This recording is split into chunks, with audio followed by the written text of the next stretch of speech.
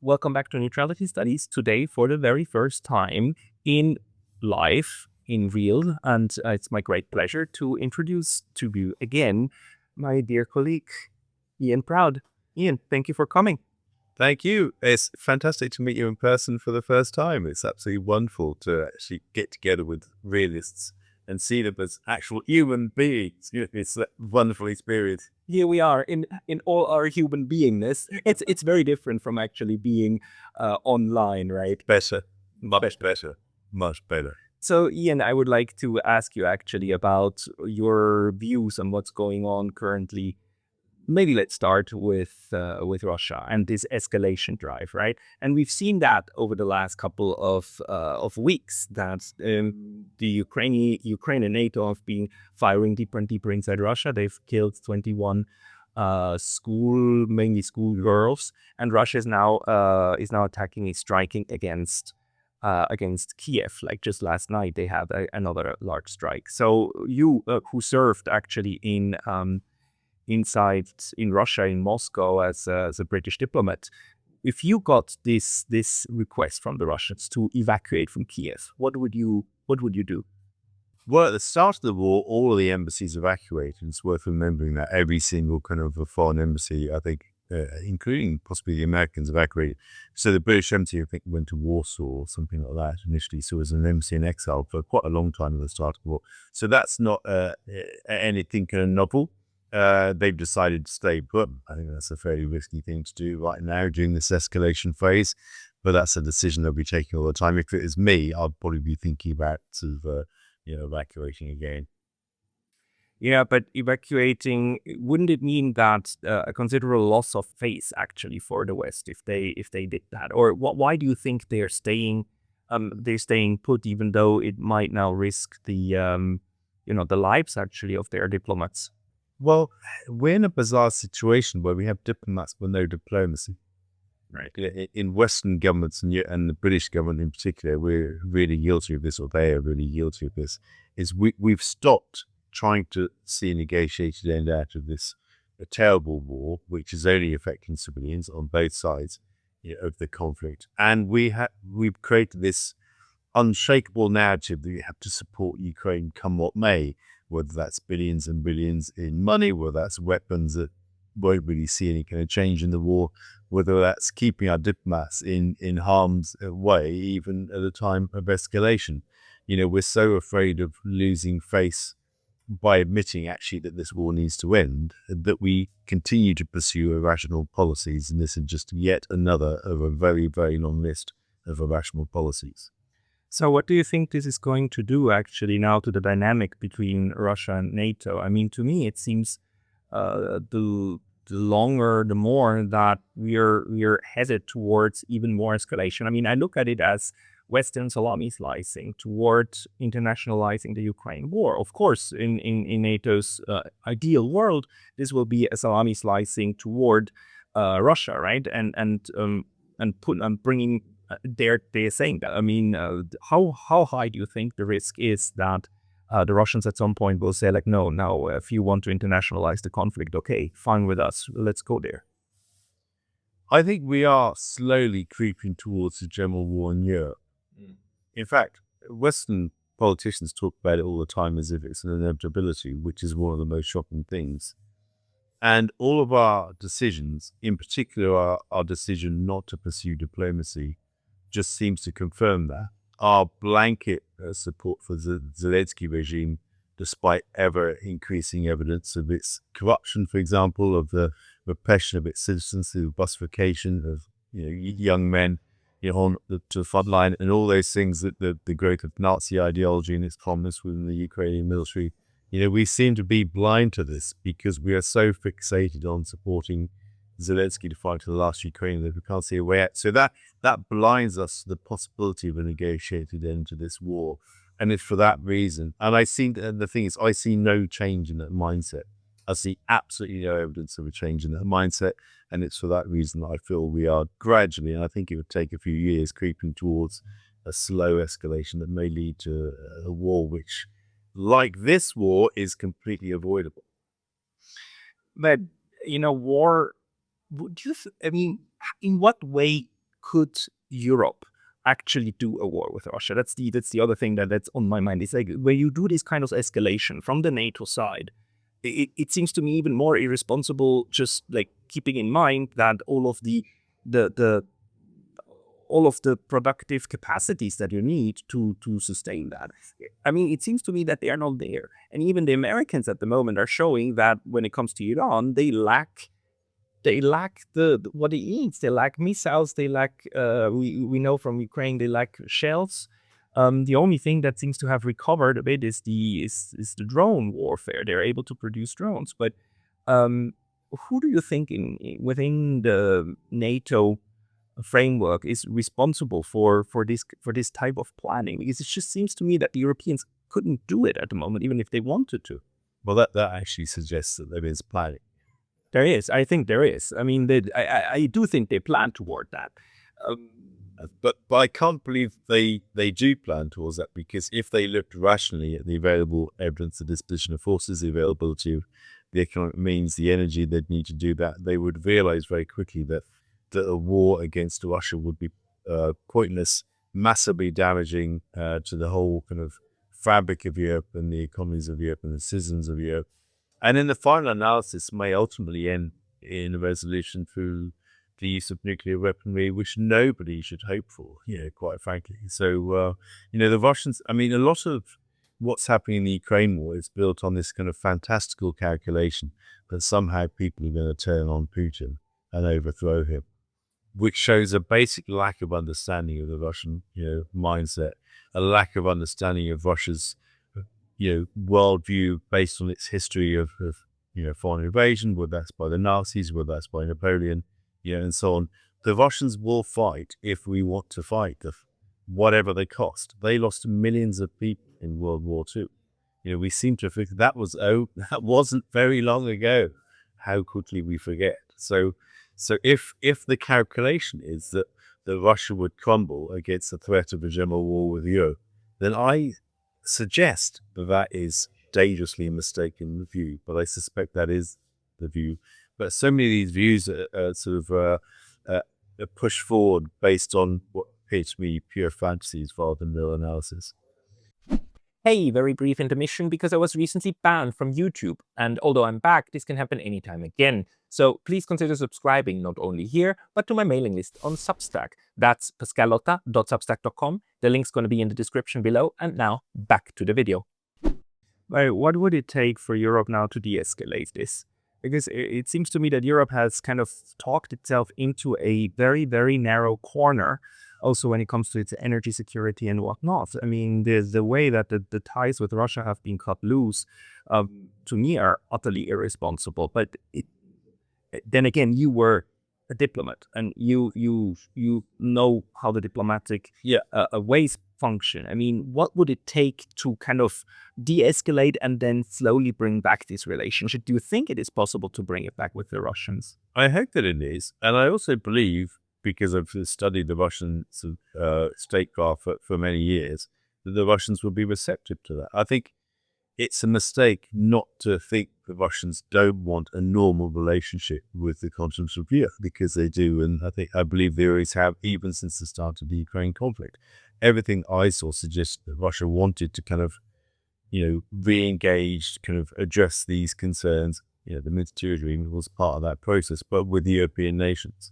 But we have rebuffed their efforts at every turn. And so I think the Russians will be receptive to that, but I think it involves three things. I mean, we lots of really bad analysis talks about a peace plan between Russia and Ukraine, and of course that's important. But you need to kind of tease out what's involved in that. There has to be some negotiated deal between Ukraine and Russia, the two kind of parties to the conflict, in which they agree the terms in which they can lay down arms and live in, mutual sort of a peaceful, if not friendly, coexistence, going forward. That is just one part of that. The second part of that is what Ukraine's relationship with Europe is going to be. Now, people keep jumbling this into the actual peace deal between Ukraine and Russia. It's a separate point. So this is a conversation between Europe and Ukraine, which I think the Europeans are not entirely sort of ready to have, because it's so messy and so costly including politically costly for the Europeans, that they keep kicking the can down the road, and that's just going to make Zelensky mad every time. But the third vital piece is, what is Europe's relationship with Russia going to be in the future? Because without that piece, we will only be pressing a pause button on a sort of longer term conflict with Russia. Europe needs to figure out how it's going to coexist. It doesn't have to be friendship, but how it's going to coexist with the largest geographically kind of nation on Earth, the largest military power on Earth, energy independence of superpower and all those things. It has to kind of figure out, and that involves dialogue between Europeans and the British, and Russia. So when the Europeans talk about having diplomatic dialogue with Russia, this should not be about the Ukraine-Russia peace. I think we should let the Americans and the Emiratis and whoever's involved, outside of Europe, moderate that sort of that diplomatic dialogue.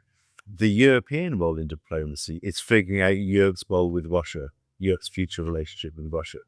And I think that is a level of thinking that I've seen no evidence of having emerged, particularly when you listen to the likes of Kaya Kallas, who comes out with these bizarre and maximalist views of, well, Russia will only talk to Russia when Russia withdraws all of its forces to the 1991 borders of Ukraine. I mean, total kind of la-la land fantasy kind of statements. So no, it has to be about Europe, Russia, Europe, UK, and Russia. And that has to be where the diplomatic engagement starts, because that is a missing piece in the puzzle. Ukraine-Europe, massively messy.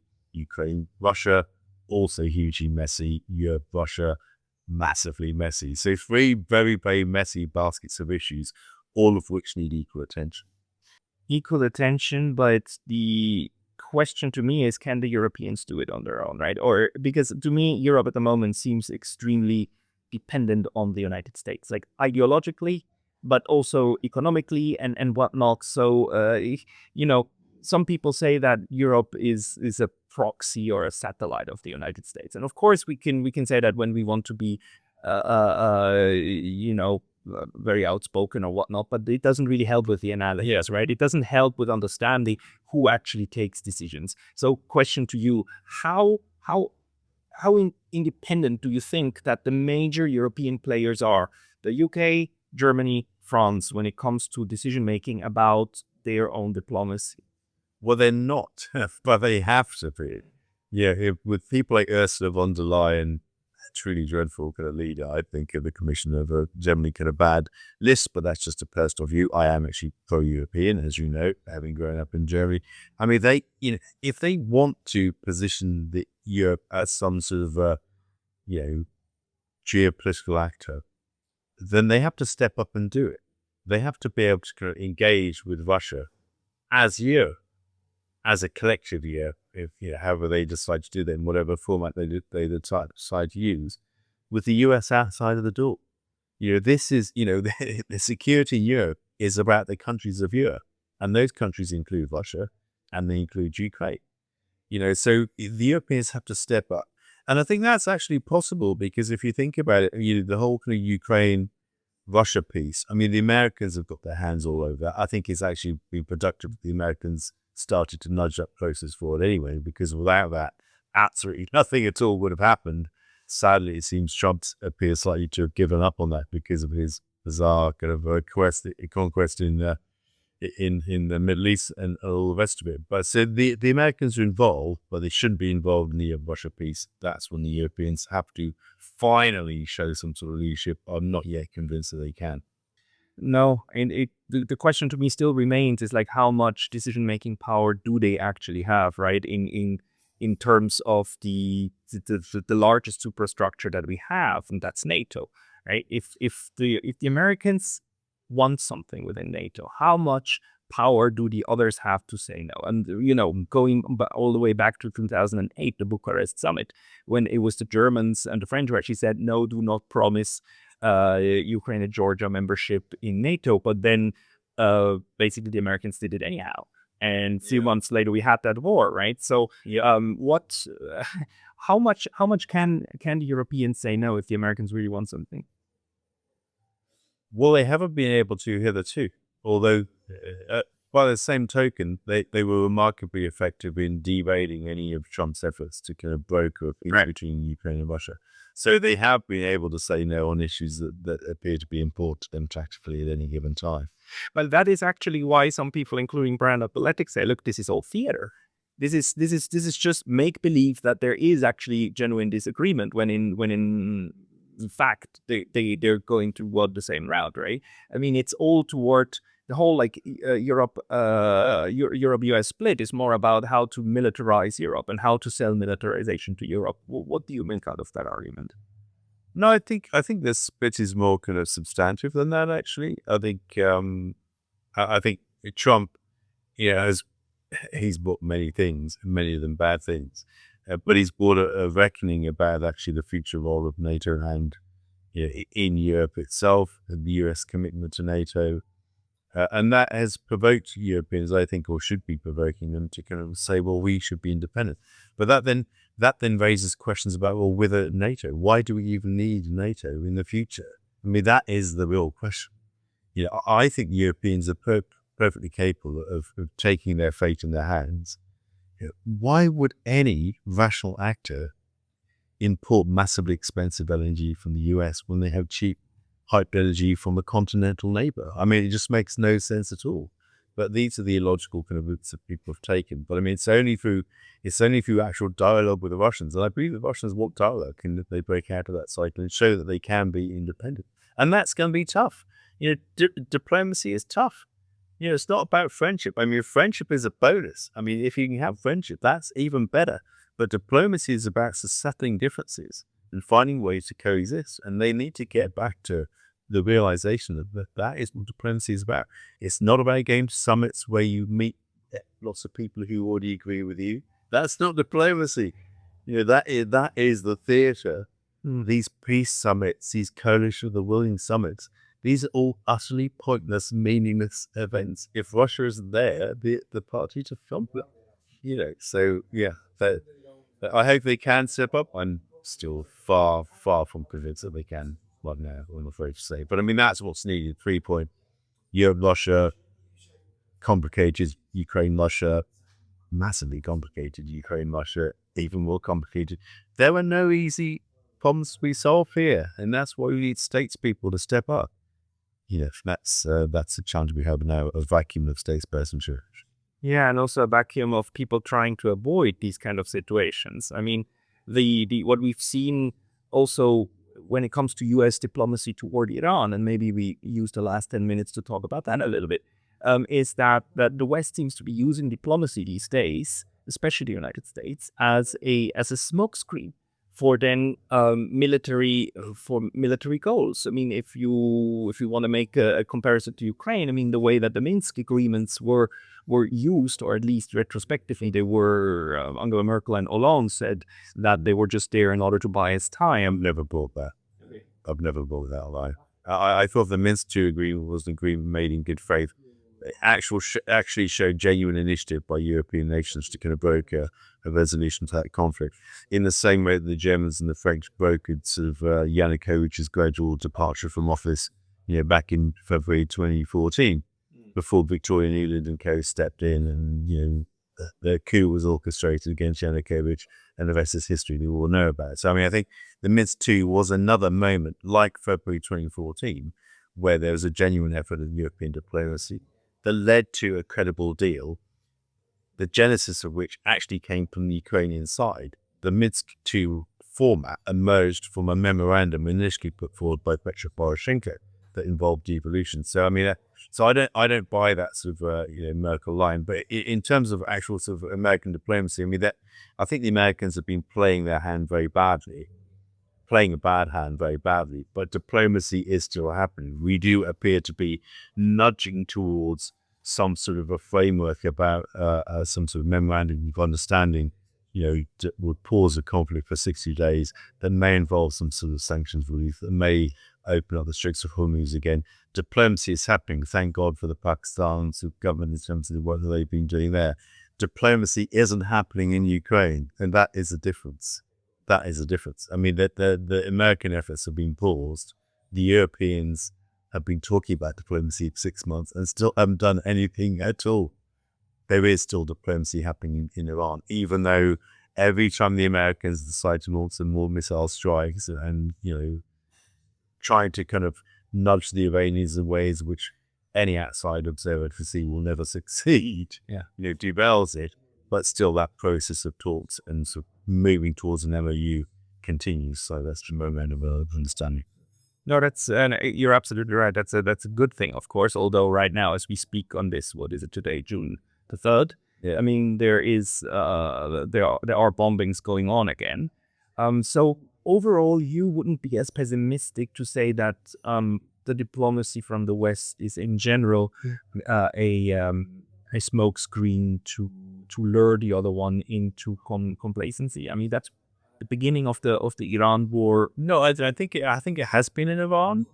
When they had those talks in Geneva, brokered by the Omani sort of government, and then the US and Israel started bombing anyway. I mean, that was just a complete sellout. Of a credible diplomatic process that was taking place.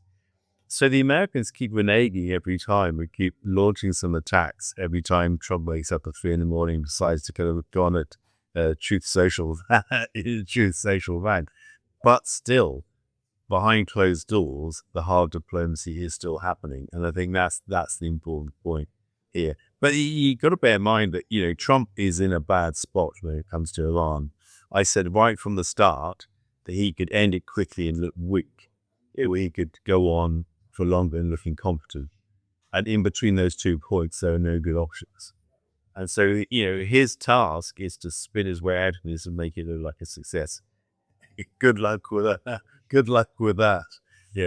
And of course, the closer it gets to November, the harder that becomes. So he needs to get out sooner rather than later. We're into June now. He's got 6 months, 5 months before midterm elections. Time is not on his side. Time is on Iran's side. And I think, there we go. But and this is why I wonder also, like, what these tweets or these truths are all about that he puts out, because they seem to sabotage anything that could potentially be reached in the background. Then again, he might also use them in order to somehow communicate also with the Israelis. Like the other day, this weird idea to pitch that in order for a peace agreement to happen, all of the states in the region that don't recognize Israel needs to join the Abraham Accords. Yeah. I mean, that's just a weird idea to put out, and it would obviously hurt any kind of process more than it was help. But then again, like, real diplomacy, does it still happen in the background where people and the cameras are not pointing at? Well, it is happening in Iran, and real diplomacy led to the Abraham Accords. Now, you can step back and say that they are very clearly intended to prevent any possibility of peace across Islamic countries split down the middle by the Gulf. But it was diplomacy that led to that trumped up sort of bad deal of the Abraham Accords, which is intended to kind of perpetuate a division, with Iran being the bad guys and anybody to the west of, the Gulf being the good guys. So, I mean, any deal, whether it's a good deal or a terrible deal, will emerge out of diplomacy. Now, the question is, how can we get diplomacy back on a more positive track? And in Europe, how can we just have diplomacy? Do you think it is possible to have diplomacy if, like, somebody like Kaya Kallas is like the chief, the person in charge? Plus, I mean, officially, like, yes, the EU is an actor, but on paper, at least, still these different member states should also have their own diplomacy, and that has been completely now superseded, kind of, by the EU structure. Why do you think it is that, except for Hungary for such a long time, like, no head of state seemed to be willing to kind of put his head out and say, like, by the way, we are able to talk to the Russians in our own competence. Not everything needs to be done by the EU. Well, I believe the Lisbon Treaty. It's an illustration of. I mean, we actually did have a common foreign and security policy for the Lisbon Treaty, so that kind of codified it and gave us this high representative who's now also vice president for the case. But the problem is, I mean, member states still have competence to engage in diplomacy regarding their bilateral relationships. with Russia, but they just don't really do that in any kind of substantive way, except some, in Central Europe. Of course, I mean, the problem is actually that the EU has continued to try to kind of centralize foreign policy making power upon itself, and also defense strategy, through Kubilius and that sort of thing. And the real point is that that's not what the EU was set up to do. No. The EU was set up to be this kind of flock of peace, if really, that provided for peace through economic, social, and cultural. I mean, I talk about this all the time. Nobody in the mainstream sees or listen to me. And that's what provided for unprecedented peace, in the European continent for the first time in centuries. The fact that, the conversation wasn't about war and about conflict. It was about opening up and about engagement and relationships, between people from different nations, not trying to homogenize them as some single supranational identity, but recognizing Hungarians could be Hungarians, Portuguese could be, and Brits could be different and, troublemaking as we are. And we're all different, but we could all get along. That was the point of the EU, I think. And so actually having a Kaja Kallas, having a Kubilius is just an effort to centralize and homogenize Europe in the way that ordinary European citizens just don't want, as we're seeing with her elections all over Europe, including, of course, in the UK.